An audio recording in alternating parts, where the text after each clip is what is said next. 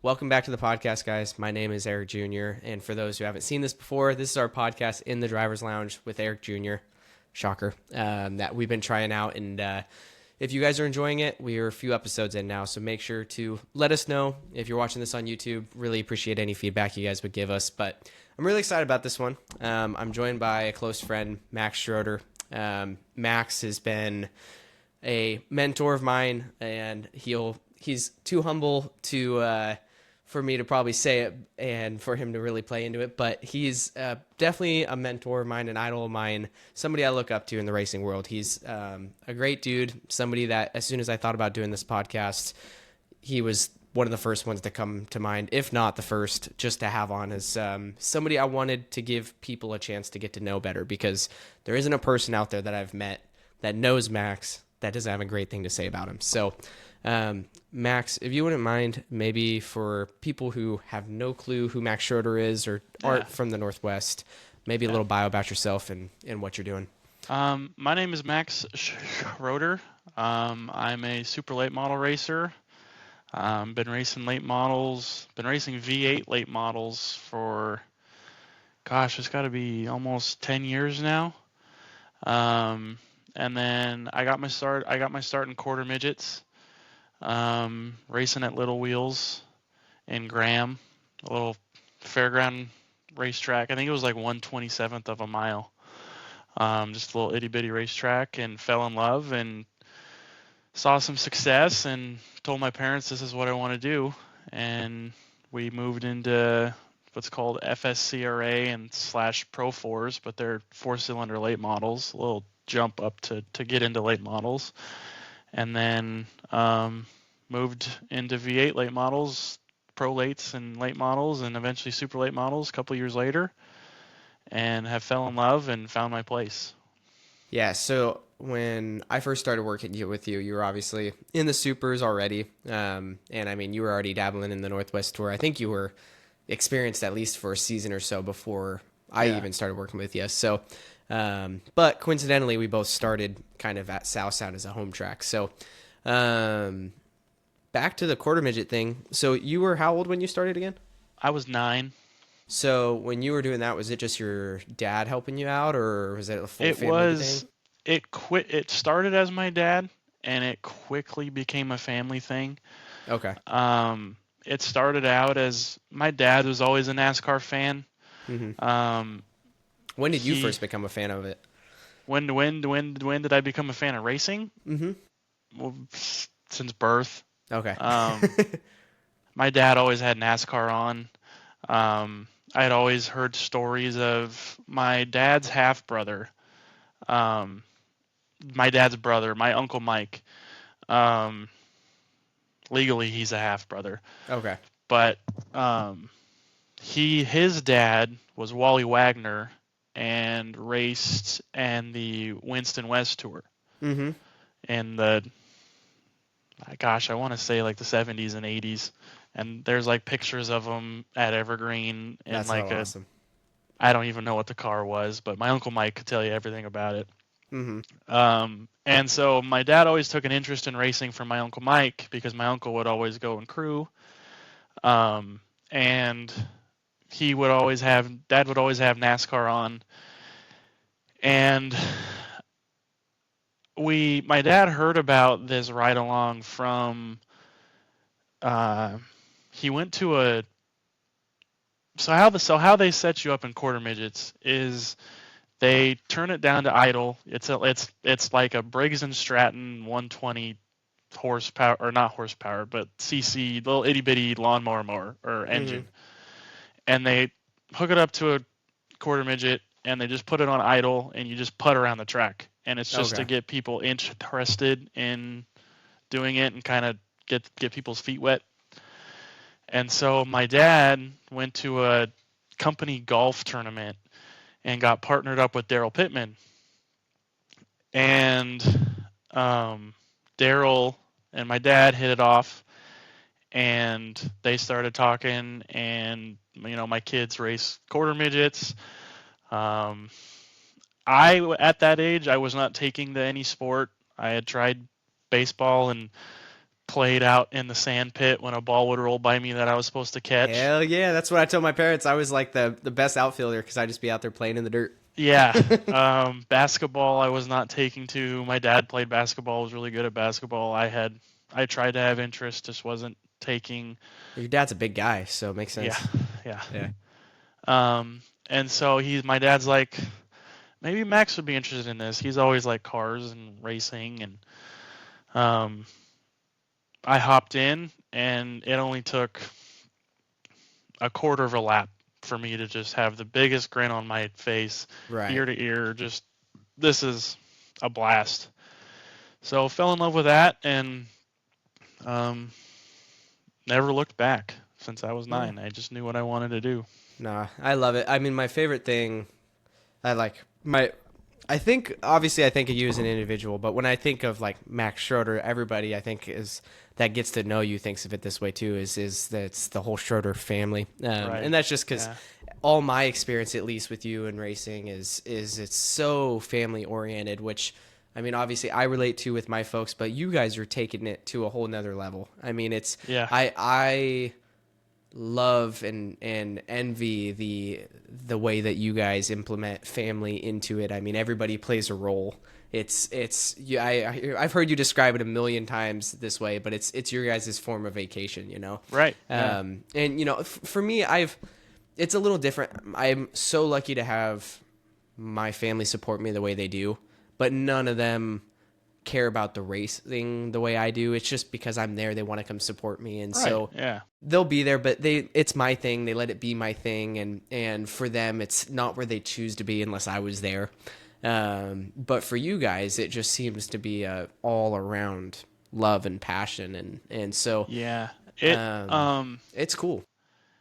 It's a blessing to have the family that I have, and their interest and love for my passion is also their passion.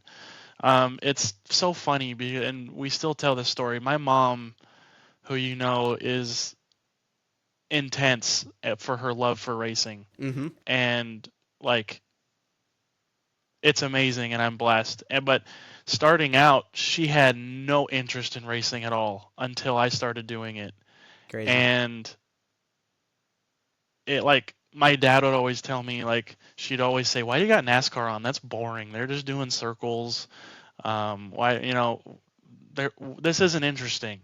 Mm-hmm. And then I started doing it, and she didn't really. The first couple races she didn't really come to. She was like, "This is a Dale and Max thing. This is a father-son thing." And then she started hearing about it and seeing the success, and I was a novice, and there was only like 2 novices in my class at the time, so I was only really racing one other person, but it was just kind of to get your bearings and teach this kid how to drive a car, a little souped up go-kart essentially with a roll bar Right. around a track. So I was only racing another person, but that was an automatic podium. And so she'd see the trophies that I'd be bringing home and was like, "Wait, Max is doing good at this."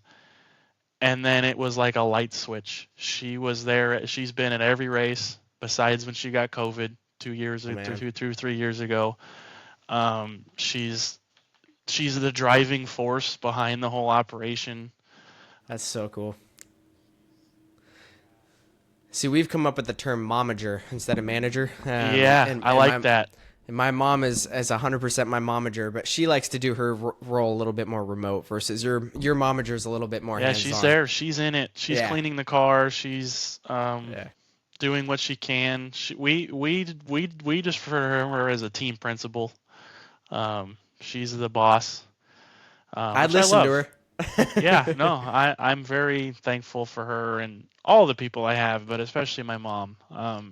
Without her support and her love for a passion such as mine, and we share the same passion of succeeding in this, and it's awesome. Yeah. Very thankful. Well, I mean, you came into it at a young age, and now you're how old again? I'm 27, which is scared to say. But now, how many years does that put you at racing? I mean, it's almost 20. Yeah. Is I mean, 18 years, that's, It's a lot of experience. So yeah. you've, And the mhm, fun part is that every time I go to the track, I learn something new. which is It's, what I would hope, and I think a lot of people lose sight of that part of it is man, I hate when I go to the track and I feel like I'm talking to somebody who knows it all, right? Because that's just no fun. I think it's really exciting to be working with people that like admit they don't know everything, because yeah, then it's no. just like that's the fun, is learning something new. Like you just said, I've got 18 years of experience, but it doesn't feel like I've got 18 years. Mm-hmm.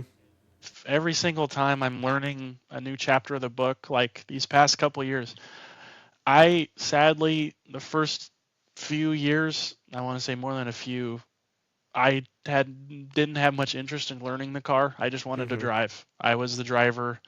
I didn't really want to know the fundamentals of the car, and it wasn't until I realized that how it was when it wasn't until I stepped into V8s and had a couple V8s and late models and had a couple seasons under my belt where I'm like, I need to learn the ins and outs of these cars. Mm-hmm. I can't just be the driver at this level. You've got to know everything about suspension, motor, what the car's doing when you do something this way. When it turn the wheel too hard, what does it do? Why is it doing that? You can't just be the driver. And so these past probably 6 years, I've really taken a focus to learn the car, and Yeah. um, it just, there's always something new to learn, which is, I think, the coolest part of racing is that if you fully learn one thing, there's another thing to go learn. Like tires, for one thing, is a Right. whole different game than learning how to set up the car. Like you got to learn. Yeah, it's cool. It's just magic. It's perfect. Yeah. Yeah, no, it's so cool. I mean, that's something. Your outlook on it is contagious, because it's far more optimistic and about making it fun than it is serious. And you guys are great at being serious about it, but in a way that comes off as you're enjoying yourselves and you're there Right. because of that, right? And Yeah. I mean, I'm guilty of it, and you call me out on it constantly. Is like, I mean, one, I sometimes I take it so serious to the point I beat up on myself more than what people would say I should, but that's Yeah. just kind of always been what I've done. And it's when I talk to you, it makes me kind of want to think about it more in that way, that having the fun, especially when I see your family around, like makes me want to like drag my mom into the pits, whether she wants But to be there yeah. or not. No, just Just force her into the yeah, pits. yeah. Just put her something in her hands for something her to do. What's bad is if I tell her, like, I'm going to put you in the car, she'll threaten to get in the car, but I would be terrified for everyone else out there, not because I don't think my mom can drive, but her goal is to make Is to sure win. that she's the only one that finishes, Yeah. because that's how she'll win. Yep.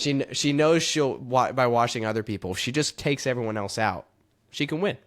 So, no, but It's obviously, if you're not having fun with it, yeah, why are you doing it?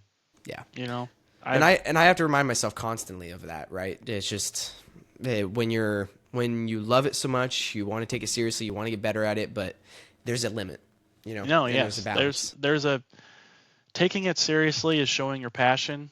Mm-hmm. Knowing you can still have fun with it is why you do it. Because if you're not having fun with it, why are you doing it? Like this is the coolest thing you can do in life, Mm-hmm. is race these machines and become one with the machine. This is Badass. There's no other way of putting yeah, it. no, it's You know? badass. And why else would you do it if you're not having fun? If you're miserable and just the car's not doing this, it's not doing this, I don't understand it, I'm not having fun anymore. It's like, okay, maybe take a step back. But it's this is cool shit. You should be having fun doing it. You know what I No, mean? it absolutely is. I I look back a lot at like all the things we've got to do just in the short time frame realistically of how long we've been doing this, and it blows my mind because like I was talking to somebody today even, and it's just like we're talking about the upcoming NASCAR game coming out and being today, just yesterday we confirmed getting to be in that game Which I want an is Eric Johnson Jr. cover NASCAR 25. okay. I think I got to go out there and win a Well, lot no, of races this year. Well, no, you can make the cover and put the Okay. PlayStation or Okay, Xbox I got logo you. on it really I got quick and you. a thing and send it my way. Okay, I'll do that. Okay. I could definitely, maybe we should do I'm gonna that. get that framed and it's gonna be special. This would be awesome. No, I was just talking to somebody today. It's just like you spend all that time as a kid playing as these drivers and never thinking you'd ever get the chance to be there, let alone be in one of the games and be able to play as yourself. You know, it's just like when you take it so serious, but if you just take a step back and like look at things, it's cool mind shit. blowing. It's cool shit. Yeah. And 10-year-old me, my mom hates me saying that. She said, "You're not a 10-year-old me. Like, gotta quit saying that." And I'm like, "No, I am though. I mean, that's the way I'd look at things. Is like, Yeah. I have to remind myself, or I'll lose that perspective. Is what would that 10-year-old me think if I told him, "Hey, this is the situation we're in, Yeah. good or bad?" He'd be Yeah. like, "We're just in the situation to begin with. Is awesome." Yeah. No, You know. I had a similar experience to. I mean, I'm not in a NASCAR game. I mean, First time for me, so I can't that's a act like it's something peak. I'm Like used to. that's you've made it at that point. I wouldn't go But that far, but it's pretty damn cool. I Zach Zach Jangleson, one of our good friends, if you don't know him, he sent me a screenshot of someone made my super late model in iRacing trading paints. It's so cool. And it is like spot on. It's not the same body because Mm-hmm. they don't have the same body on iRacing, but it was such a like I grew up playing Need for Speed and the NASCAR games and like, oh, it would be so cool if I was in one of these games and Mm-hmm. had my car in the game. I was always big into customizing my car. In Need for Speed, I wanted the coolest rims with the flames and all that stuff. And in NASCAR, I always did like the career builder where you make your own car and all that stuff. I was like, how cool would it be just to see my own car in games? And then I fell in love with racing and at doing it in actual life and skip 20 years. And I log into Trading Paints on iRacing and someone made my car, and it's like that is a full circle moment that is so humbling and reminds you of your dreams and where you came from and why you're interested in this. And hopefully some kid on iRacing sees my paint and is like and it uses that as fuel to I want my car in a game or trading paints or something. Right. And they figure out how to follow their dream and do what you and I are doing and being in you in an actual NASCAR game and I'm just in a third party iRacing.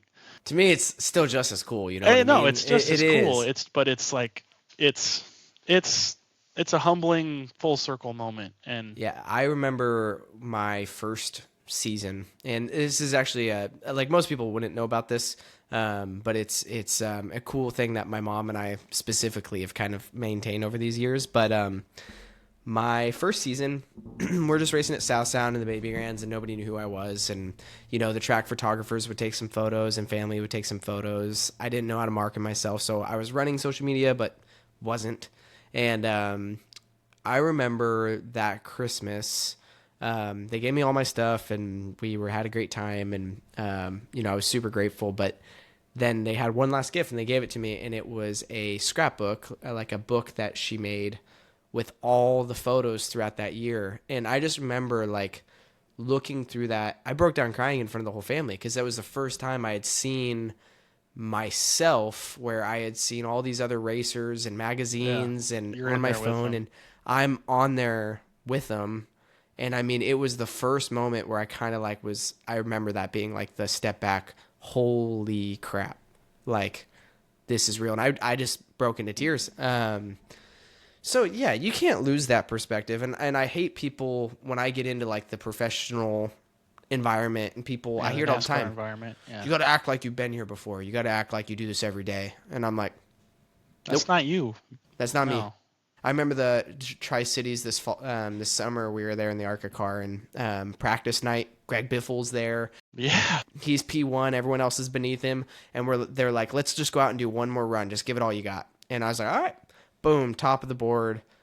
P1, Greg Biffle's P2, and I mean, like Chuck Jones comes on the radio and he's, hell yeah, kid, good job, blah blah blah, and they're patting me on the back, and I'm getting out of the car, and the crew chief comes over and tells us, guys, like this isn't anything new for us. Like you remember, like just act like you do this every day, and I'm like, no, Bull crap. Yeah, no, man, Yeah, like this is cool. You just beat the Greg Biffle in practice. Yeah, I'm like my dad. He says it the funniest way. He goes, "Well, we won practice," and I'm like, "All right." Yeah.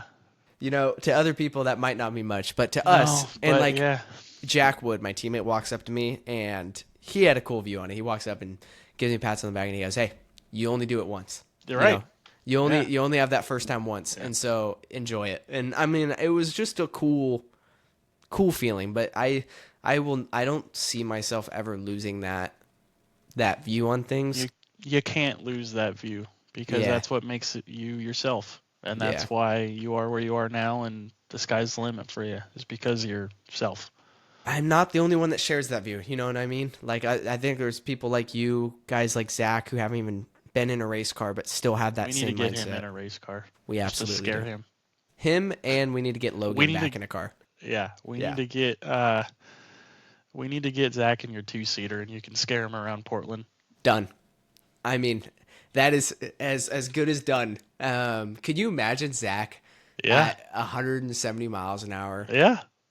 Okay, I want to get him on the sim first to like learn Portland, so he knows where we're going, and then be like, no, you can't tell him where you're going. Just going blind. Going into one there, that's going to be the best part, because going into turn one, it's a complete 90-degree turn. You go from about, in that stock car, probably from 160 down to about 30 miles an hour at the apex of turn two. And but the apex of one, it's the right-hander into the chicane, and they have curbing there, but on the back side of the curbing is about a car width wide of just like an asphalt patch, and then the wall. Yeah. And the ideal line in a stock car is to put your right side door on that wall. So could you imagine Zach in the passenger seat and just going down the corner, slamming the wall? Yep, going down into the corner and then just making a right towards the wall. Yeah, it's got to happen. Yeah, that's got to happen. But and I want to be on his radio so I can hear him screaming. I can promise you we're going to record it. That is guaranteed to happen. Yeah. I can't wait to get that thing done. It's pretty much track ready. We've been having issues with it leaking oil, and that's the last thing you want when you're putting passengers in there. Yeah. So been trying to get that situated. But one of the things I wanted to ask you, because congratulations on it, but you and Haley, your girlfriend, getting engaged. Yep. So thank you, Haley. Fiancé. Yeah, now you got a fiance. So she seems to be, just as crucial to what you do as the rest of your family is. Did she come from a family that knew anything about racing, or? Nope. So how'd you guys connect? So we went to middle school together, and I had a huge crush on her in middle school. And we went to high school separate. She went to college separate and was 2 years into college. I think we were 20. Yeah, when I reached out. But I just reached out through Instagram and was like, "Hey, do you want to go on a date or something?" Or, I'm sure it was much smoother than that. But yeah, the Max Schroeder smooth way. Right, yeah. So, and kind of hit things off and hit the ground running and never looked back. So, no, but she has never, when I told her I race cars, I think she was a little bit, when I tell people I race cars, they're like, "Oh, okay, yeah." Like I even still get that, like at work or something, like, you mean like go-karts or, rental cars? And I'm like, no, full V8, super late model. I try to say humbly, but it's it's more intense than what you think. And so I think the first race she came to, I think it was like the Spring Sizzler or something at Wenatchee. Hmm. And I think we finished like second or third. And I wanted her to come down and be my trophy girl, because I Right. didn't want, yeah. So I like wanted her to come down, and she came down, and we hugged, and she saw all the fans and was like, "This is way bigger than." Damn. So it was, now she's hooked. So That's so she's cool. just in it as much as everybody else in our family, and just Heck as yeah. crucial member of the family, to everybody. So she wants to succeed along with me, and she continues to push me for better. And I think that's all you can ask for in a partner, is someone that's always wanting to help you become a better version of yourself. I love it. So No, I think Haley's fantastic. yeah, I've she's a enjoyed blessing. all of my interactions with her, and I can see how important she is to you, and I love the way that you just have such a good way at involving everybody that's important to you into what you do, which is really cool, and something I haven't even quite figured out the way that you've got it down. And like I said, it's contagious. Like you see it and you're like, okay, man, I gotta go grab my people and get them in here, Yeah, you got to bring them in, man. It's and everyone You've sees said it. it yourself. You've said it yourself. This is cool shit. Why not involve as many people as you Right. can? Like And that's I'm trying to get. I mean, we're always in need of help. mm, So I'm even trying to get people from work to come, and they're like, yeah, just let me know yeah. when can I be there? And if I can change a tire, I can change a tire. I'm like, just come hang out. We don't ask anything of you. Just as long as you're fun and you're not mean, and you don't take yourself or anything too seriously, and you want to be hmm there to have fun and hang out, then you're welcome, and to be part of the family. So I think that's a mantra that I try to have, and our team has, is to remind yourself constantly to have a good time, Yeah, because and I've tried to like basically take that and it's inspired like us to really start like you were probably the first person I was introduced in racing. Let's put it this way. You were the first person I was introduced in racing um, in my career where my folks said, hey, we may not be around this guy naturally through what we're doing, but we want to find a way to get him back around. Because they were like, this is a person that is just a good-hearted human, and they make us better thank by you. being around him. Your So, your parents and your whole family have been nothing but a blessing to me as well, and getting to know them more and more, and just hanging out with your dad in the RV at the fall, was that Apple Cup Fall yeah, Classic, yeah. was just hearing the stories that you and Logan were going back and forth with, and having him be involved was pretty cool. So I'm very thankful for your parents and your whole family. Well, we just like having people around that make us that like feel good and make the environment feel better and Yeah. are just good people and are definitely a good person. So it's made us want to bring guys like you around, guys like Logan, Zach, and all these people that we've come to find that are like minded. Try to pull them into what we're doing as much as possible, and so that's why obviously something as small as the podcast having you on, or as big as bringing you out to the track and obviously trying to learn from you. I mean, the experience is far greater. And then when you combine you and Logan and Chuck, I mean, that's damn near, A lifetime of experience. yeah, lifetime of experience. Yeah. And I'm 5 years into this looking at you guys like a sponge, just give it all. So, Yeah. um, that's been really cool. And I was curious to see what you thought, like not, not necessarily like what you thought of me, but what you remembered from your first impressions and first time working with when we first crossed paths. The first time it was with Travis Sharp, um, with Racing Dynamics, and was it Wenatchee? think our first time working together was when Levy and I came out to Tri Cities as a crew member, and Yes. you were driving, and then we went Yeah. to Wenatchee as almost teammates, pro and super. Yeah, I think you were helping because I had Levy help. Were you helping me, or was, Mm-hmm. or were you both helping me? Yeah, we were both there as crew. I just remember you being just as hands-on as you can be. I mean, I Levy too. Just you guys were. I was trying to learn from you guys because, to be honest with you, I, I, I, the whole Travis thing, the whole racing dynamics thing, that was the first time that I had raced for a team other than my own Mm-hmm. garage, out of my own family. And there's not a lot of people that can say that in this sport. So I Yeah, think that's something cool that you have perspective on that you can talk about.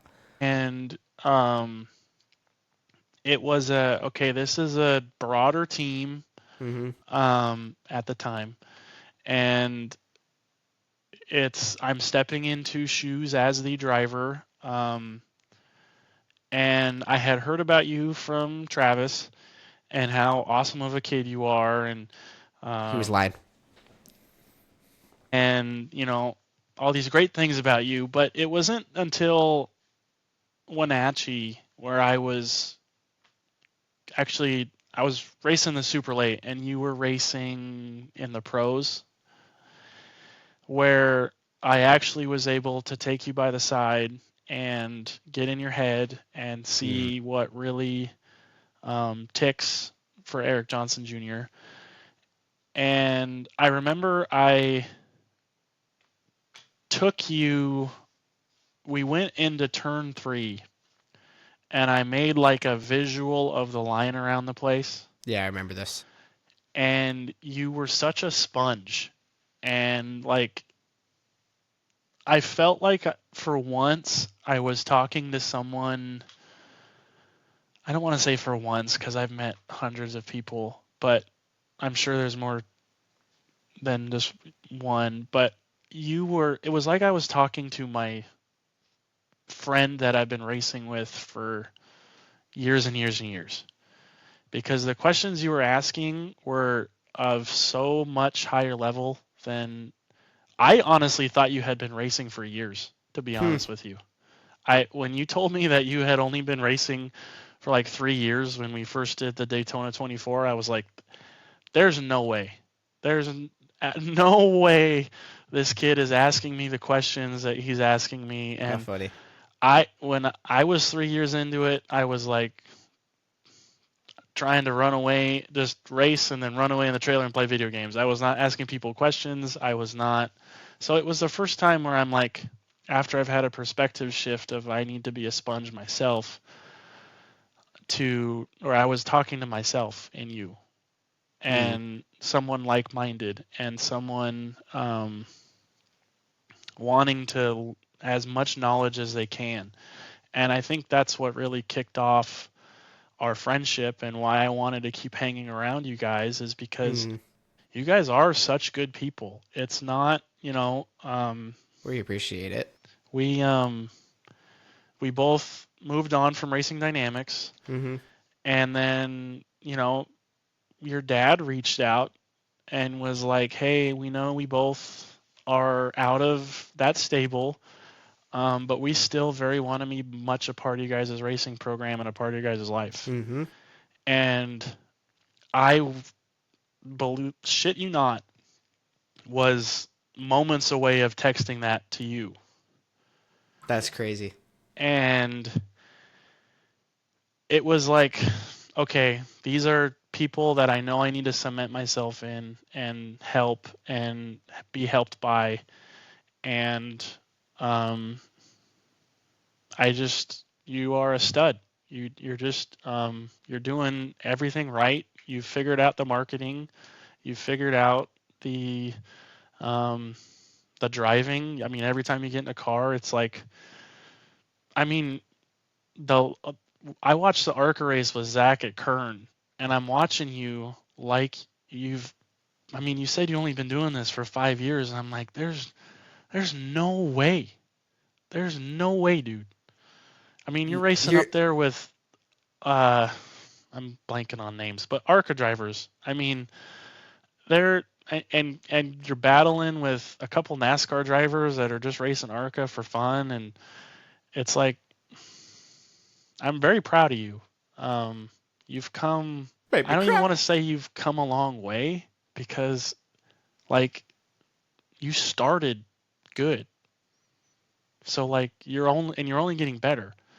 So I I really appreciate it. I've been like it's hard to say I have 6 years of experience when you really I feel like going by years or because now this is going into by the end of this will be my 6th year, but I've had 5 full years and when you sit through and look at the things we've done in those 5 years, it's more than most get in 10. You know what I yeah, mean? you've And had an and so incredibly intense 5 years. I will yes, give you that. and so being in, I think we're like almost 30 cars and 20 different series and running with all sorts of different teams and groups across all different states. I've been so fortunate to be around people not just you, but people like you, where they're just dumping all this information on me, and I just feel almost obligated, like knowing I was that 10-year-old kid that was just praying to get an ounce of that information not too long ago. Like I would be not only mad at myself, but other people in that situation would be mad at me if I didn't take advantage of that. So I've been really fortunate to be just put into a lot of the right time and place situations. But I've also seen a lot of people that, like you were saying, sitting there having that conversation on the fence. I've been in that same exact spot with like the driver coaching thing at Portland where we're working with these students, and people are talking to us like, yeah, I've always had interest in driving race cars, and I just have like my little BRZ that I rip around Yeah. on the street. And, I know I'm not an anybody, but I'm like, no, all the questions you're asking, the only difference is you haven't had the shot, but like you're a racer. Like, don't discredit yourself. And I find myself having that same feel of like this person, sitting there talking to them. I'm also talking to myself in a way where I'm learning, you know, all the things that I'm telling them. I'm actually learning those lessons back. And when I get back into a seat, I'm thinking about those things, and kind of like, holding myself accountable to the things I was telling other people they should do. And it's a really cool way to make yourself better, is trying to teach somebody. And it kind of I gives you a good idea of where you're at. I couldn't agree more. I Yeah. mean, just in the couple of years that have had the opportunity, a couple of races to coach you and um, spot for you a couple times, and it's made me a better driver. It's made me know what I look for and what I want in a coach and somebody else, and um, I've learned more from you than you think you know. Shit. So I wouldn't discount your or discredit yourself at all. I've um, just from like when I first met you, I thought you were some like because Travis was telling me, yeah, he's doing road course races. He's coming over here for the weekend, and then he's going over here and helping me in the shop, and then doing this, and then flying over all the way over here to do some road course race. I'm like, oh, this guy's a big guy. This kid's been racing for a while, and then it wasn't until like I really got to know you that you've only been doing this for a couple years, and my jaw dropped. And so it's No, you and you I, have you, you have more to offer in terms of knowledge than you think you do. well, I I would not just discredit yourself in terms, and I know you're trying to be a sponge and soak up from other people, but at this point, you've got a lot more than you think you do. I mean it means a lot to hear, and it's nice when on those hard days, like there's times. I mean, I was telling you just after this last race, the Kern race that you were watching, I was beating myself up pretty bad, and because there was things that I thought I could have done much better, and you do have to build yourself back up to a certain point, because you got to be confident when you're getting behind the wheel. But at the same time, you can't be so confident that you don't think you can learn something. And so I try to always push to learn and continue telling myself I don't know enough yet. I got to learn more. And so I never feel like I'm in a position to really like like teach people on things, but I love answering questions, and I love, if I can help somebody with something, or, connect them with somebody that I've worked with, I'm all for it. I mean, I've had conversations with guys that kind of surprised some people. I mean, like Caden Anderson and I were talking, for people that aren't aware, Caden is a Northwest Tour champion up here in the Northwest series, or in the Northwest area in the late models. And, people Awesome have different, guy. He's a great guy, and I've heard all sorts of different opinions with him, but he's a young, like hungry racer that has not come from a bunch of funding, and because of that hasn't been racing a lot lately.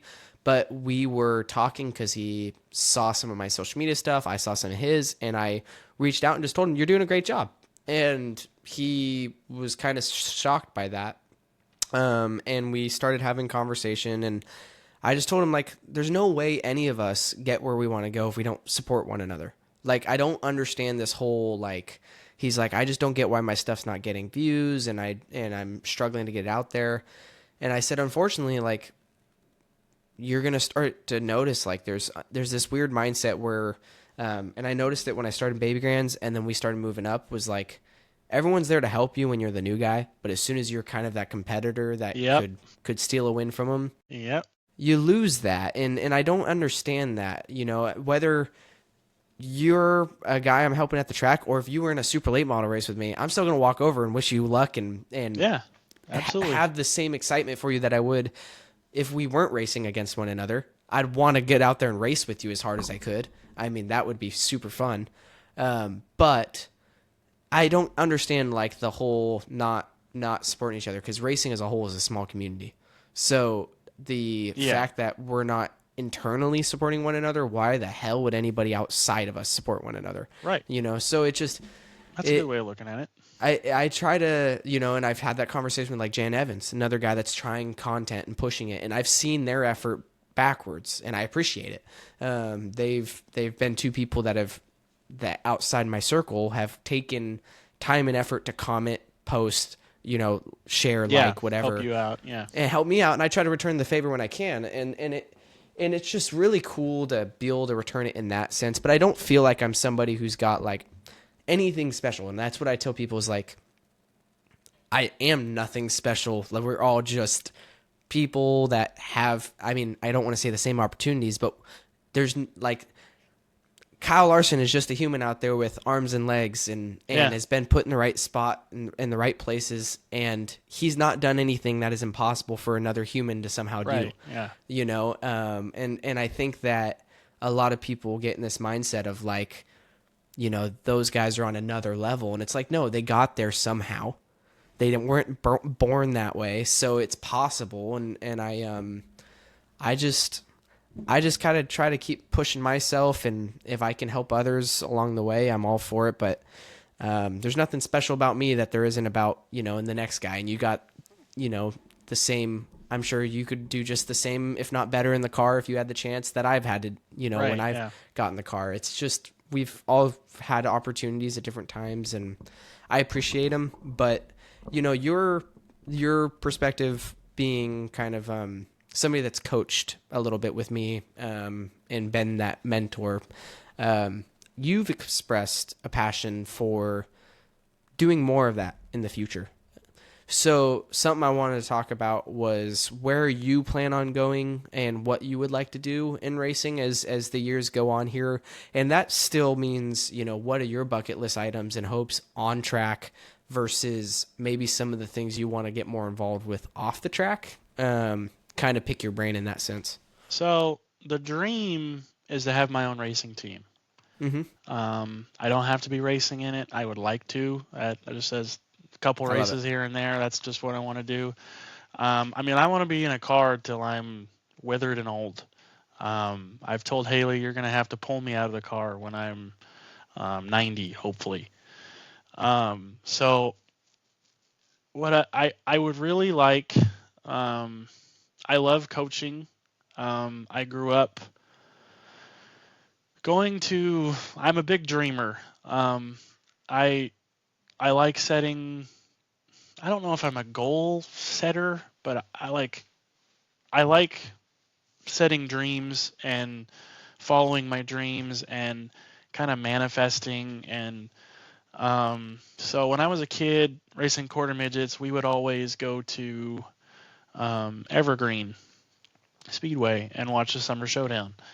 And now I'm a I don't want to say I'm a big challenger, but You're a I'm guy a that's got a legitimate shot. yeah, I'm a racer at the Summer Showdown every year. I mean, that's a thing that's that's like our main race that we want to make every year is the Summer Showdown, because we know how important it was, and growing up and going up in the stands Mm-hmm. and watching guys that I still race with today.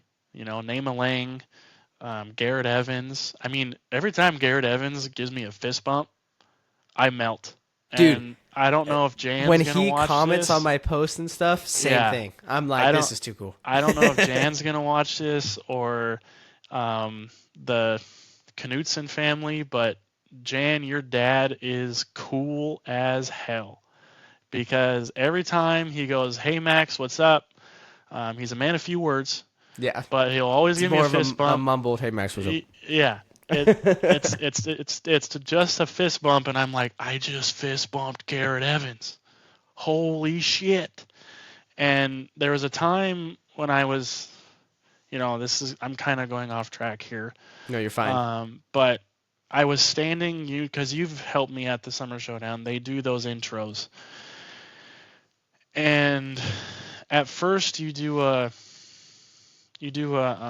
autograph signing, and I'm sitting next to Derek Thorne on my right, and I think Hayden Plybon and Casey Klein and all the Northwest studs are on my left, and Yeah. Derek Thorne's on my right. Garrett Evans a little bit further down to my right, and my mom is a huge Derek Thorne fan, and so she nudges me, and Derek Thorne's right here, and she nudges me. I'm going way off track from your question. I'm sorry. I'm No, just I rambling and love it. just I want love to it. tell these stories, but she nudges me, and he's standing or sitting next to me like you're sitting next to me on the camera, Mm-hmm.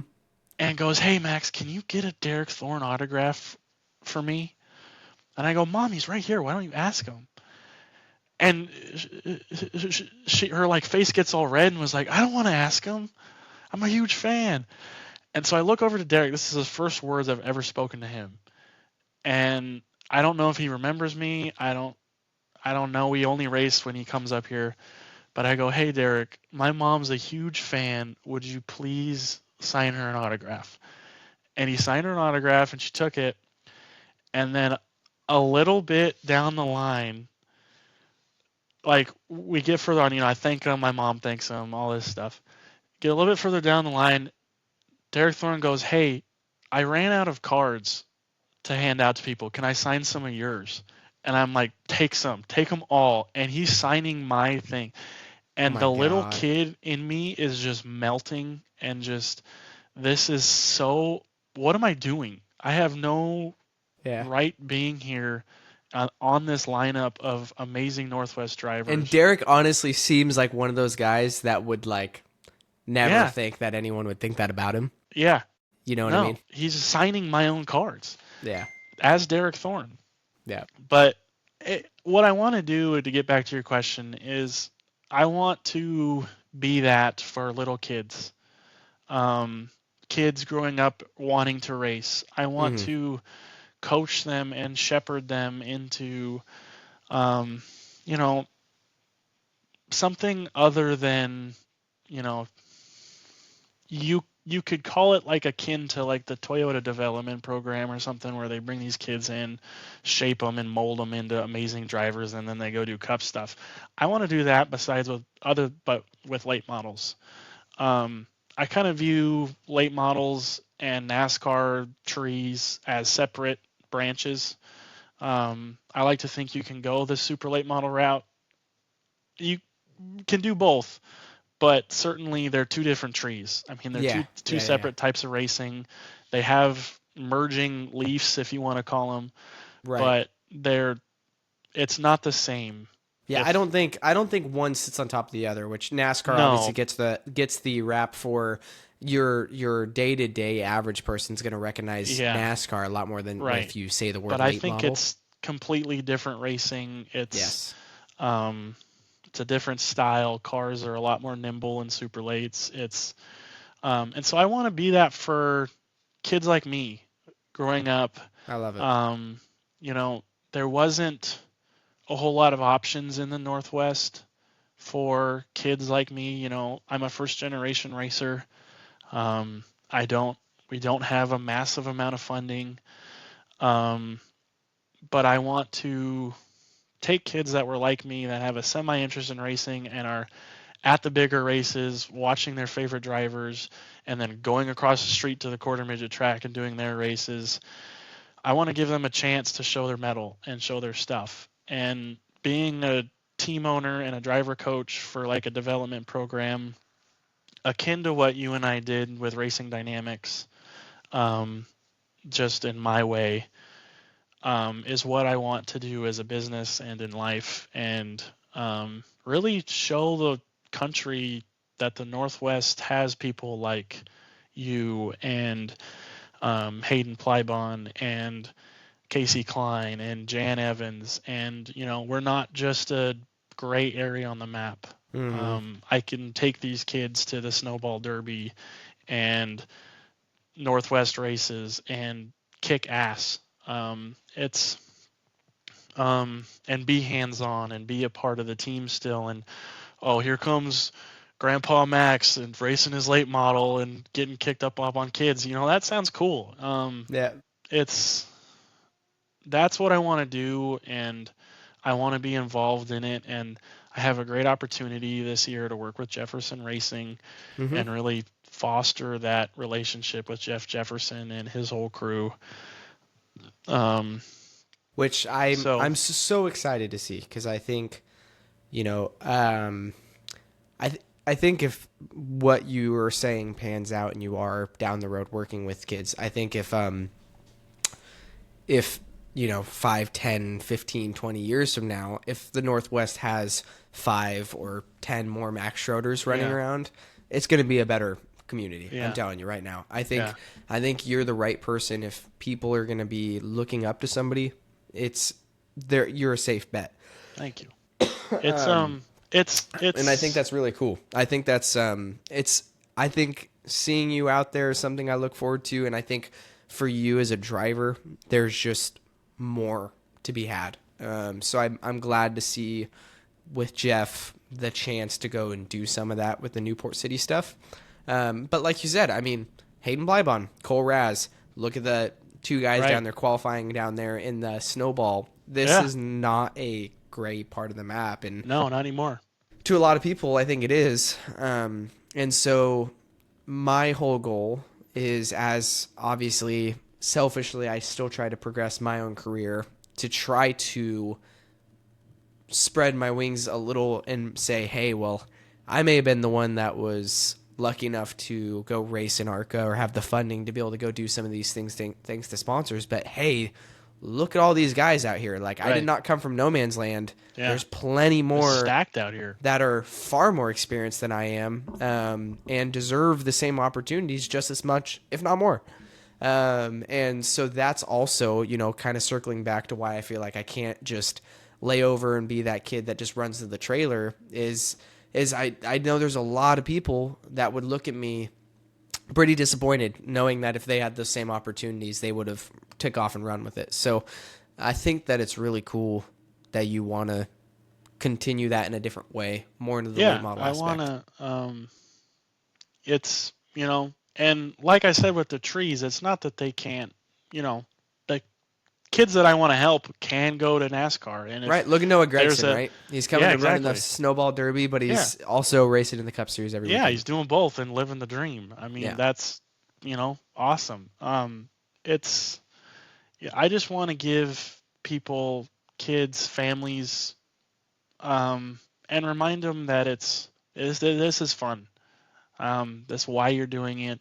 It's a unholy amount of money, but it's the most fun I think you can have. And it's special, and more people should do it. And if I can shepherd people into doing that, and Eric Johnson Jr. racing team I can send kids to, and they are in an ARCA car or something, that'd be huge. So it's just, I want to be around it till the day I die, and hopefully beyond that. Hopefully there's a heaven where there's race cars in there, because I'll be in there. And I'll see you out there, buddy. Yeah. So it's just, but in order to do that, I need to succeed on my own. And like you said, selfishly, you've got to progress yourself first before you can do stuff like that. And so really, this year would be. Don't worry, I'm still here. My camera froze. Okay. You're good. This year is going to be a big year in terms of, I won't say strut my stuff, but really figuring out how to progress in this and what's the next step, and hopefully get a handful of wins on the way, and really proving that Max Schroeder has what it takes, and then growing from there, and really starting to pursue that passion, and starting a team in the next few years, and figuring this out. Well, I will tell you, well, first of all, only with a few minutes left, I won't worry about kicking on the other camera. For anyone watching, apologies, my camera died, but we only got five or so minutes left, It's so I'll just just keep digging. Max. It's just Max. They'll see your pretty face. No, I think you've got all the right energy, and you're somebody who has the right perspective, the right mindset, and not only that, but you're kick-ass in a race car, and know how to to grit your teeth when you need to. That's what I love. And that's what I loved about you and Jack Wood are two very similar people, and I've never told you that, but you guys have a very similar mindset, and that's why I clicked so well being teammates with him. He is that kind of bigger brother. He loves his family. He's got that, that similar shared mindset of he's enjoying this. It's badass. But then when you put that helmet on, that different. Mad Max kicks in, right? Yeah. And that's what I freaking look up to the most. And people see me and they see sweet little Eric. And then I've had times where I put on a helmet, and there's times people don't have so nice things to say about me, but I don't care because, right? Yeah, that's what you got to do. That's the dicey roll. Mm-hmm. And that's why I love the sport so much. Is there's it's all fun. We're here because we love it, but there's a time and a place where it is just comes down to you and what you're capable of, and sometimes nobody else matters in your head, and you're just it all goes away once the helmet's on. Yes, you're a whole different person. 100%. It's everything fades away, and you become one with the car. There's no other way to describe it. It's you're just have you seen Ford versus Ferrari? Mm-hmm. Yeah. Yeah. So when Carroll Shelby's talking about I know exactly where you're going with this. At 7,000 RPM. Yep. Yeah. And you just fade away, and there's nothing but a body moving through space and time. 100% related to that, man. Yep. That is the perfect explanation of what it feels like to drive a race car. And so it's just it all fades away. You don't see anybody in the stands. You don't see anybody in the pits. It's just you see a little bit of the steering wheel, and then what's in front of you tunnel visioned. And you've got some madman, usually on my dad, but you've hopped on there too, talking in your ear, telling you what's going on around you. And that's a job all in of itself. I got to give it to all the spotters out there. It's been fun, man. Myself, and it's you learn a lot, but it is intense, and you can't stumble on your words. You got to get them out, and they got to be accurate. I loved getting the chance to work with you in that sense, and that's something we'll talk about in the future on here. So. Yeah. I want to do more episodes. There's plenty more we need to cover. So I will definitely be having you back on. I think this is, if something you're interested, and we'll do more of. But this was a great way to just give people an idea who's the diehards that, there's not a ton of viewers yet on this kind of thing. And I don't know how much we'll get, but right now there's 40 to 60 people that have tuned into this every time. And I think those are the 40 to 60 people that really care. Yeah. And those are the people that need to hear us. So yeah. And those are the ones that I want to get, to get to know you guys. And so if there's one person out there that watches this that feels like, hey man, my opinion on Max Schroeder just changed for the better, then the whole thing was worth it. So, I appreciate it, man. I really do. If people want to follow you, where can they go to find your stuff? I'm on Facebook mainly. I'm getting better at Instagram, but I'm on Facebook at Max Schroeder Motorsports. I got a Facebook page up there, and then I'm on Instagram at, sorry, I'm looking it up right now, max.schroeder Motorsports. And then that's our two main social medias. We do have, with Z93 Media, a bunch of YouTube stuff to go check out if you want to get inside the head of Max and the race team.